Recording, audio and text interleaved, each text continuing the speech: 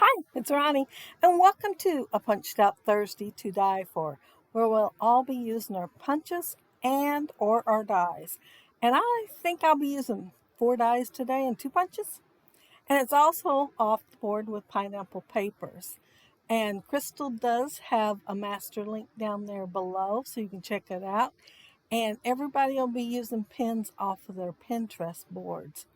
And this is my inspiration from Pinterest. And I had the 3 photos across there and embellishment cluster at the bottom left and top right. And I'm going to have that huge photo there instead of the 3 photos, but I'm adding that small one too. The grass punch, I'm going to be using it. 1 die out of there.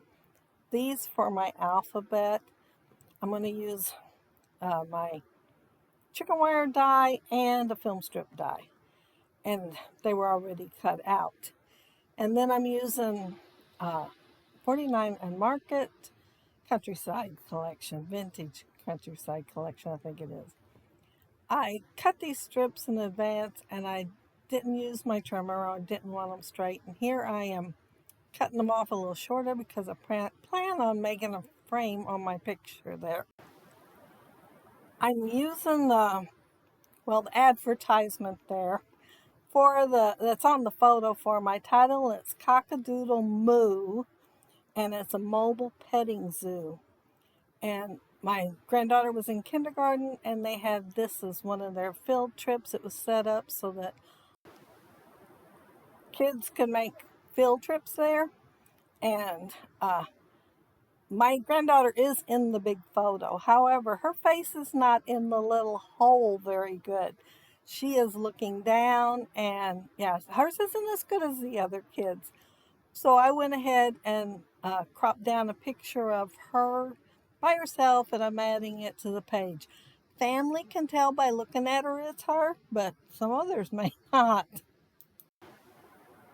And I'm sorry if my video voiceover sounds a bit choppy. I'm a bit congested today and coughing quite a bit, but I'm still going to ahead and try to edit the video so that I can get it up on time. I was trying to decide there where I wanted my photo, and I finally decided to put it down a little bit lower so I can do the cluster in the upper right hand side. I needed room, and so I cut out the little petal on that one flower so it can overlap the frame.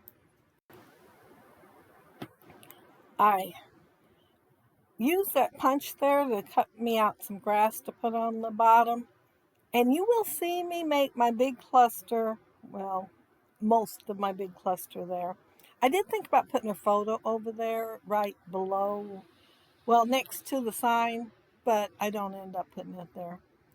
But I'm going to make my big cluster on the left. I'm going to start my right one on the top, and then I'm going to add more to the bottom because y'all know I love to do scenes on my layout. And this photo, I was afraid I cut it too little for the frame. I cut it, and then I seen the frames, and I, oh no, it's probably too narrow. But it wasn't. It fit pretty good, and I was glad because I liked that little frame. This die cut here is a die cut. It came in a set of with several other dies, but it comes in handy for clusters. It's just about the right size. I have a tag over in that tray I planned on using, but before I knew it, I put that yellow ticket on there and just decided to go ahead and leave it. It was a yellow tag though. I'm going to put this green one on there, and I'm going to move it several times just to get it to sit the way I want to with the other stuff that I'm going to add. The layout, the sketch that Allison Davis made, she said on the blog, the Scrapbook Generation blog, that she was showing in her layout down there how you can use the sketch as a jumping off point. So basically that's what I did too. Instead of the three photos, I used the one, and I start out with the 2 clusters, but then I'm going to add a little bit more. And my title is long because I'm going to use that picture and then I'm going to add to it also. I do have a few other photos um, with this, so I thought this one would be the first one I put in our album, and then put I think there's probably 3 more pages of this uh, field trip. I am tearing my chicken wire apart so I can use it in a couple of places, and it tears. Well, it tears the way I like it. I like it like it's all broken up, like you see old wire at a farm, because sometimes you do see it all broken up. I put that little rub on there, and it's sweet as can be. And there is a bumblebee that goes with it, but it was going to be kind of hidden underneath the grass because it was bottom left.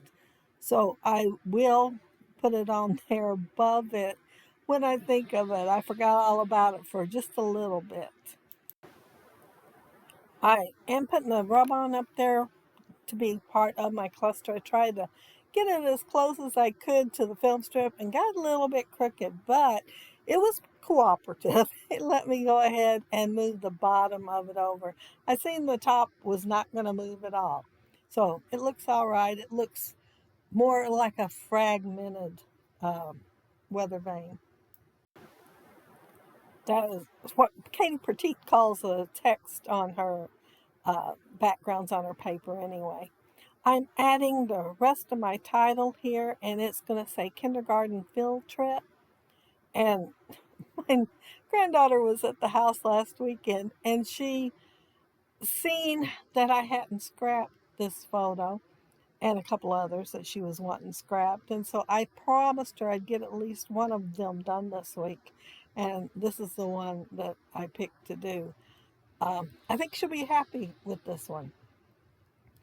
I'm going to make a little scene down there at the bottom, and I will notice, like, right, see how quick I was, that the bottom part was out of frame, so I moved it all up, and I'm tucking in those milk cans.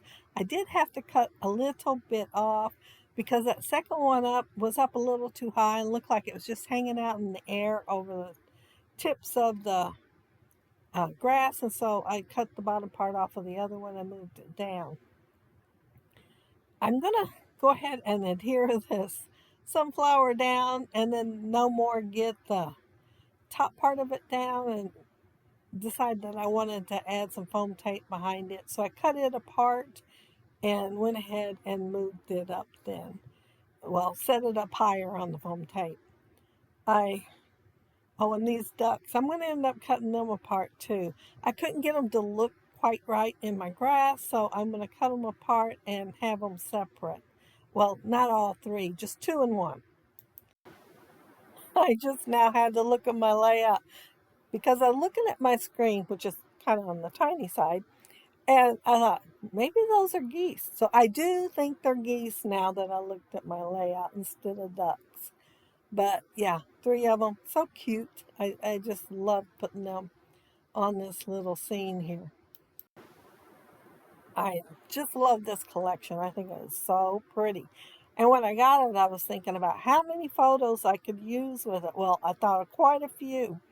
And I don't think I've done over half a dozen, but I've got more. And it's a good thing I've got more to use. Not a variety too much of the paper, but I still have quite a few laser cuts that I can use. I I wanted to have, since I had that plaid down there at the bottom with the picture, I seen this tag and I thought, well, that will be great. I can move it up there at the top and have some of the plaid up there at the top too. So, and this flower here, this sunflower, I looked over in the tray and saw I didn't have any more, and I thought, great, I really want one more now that I've got the cluster down there on the bottom right.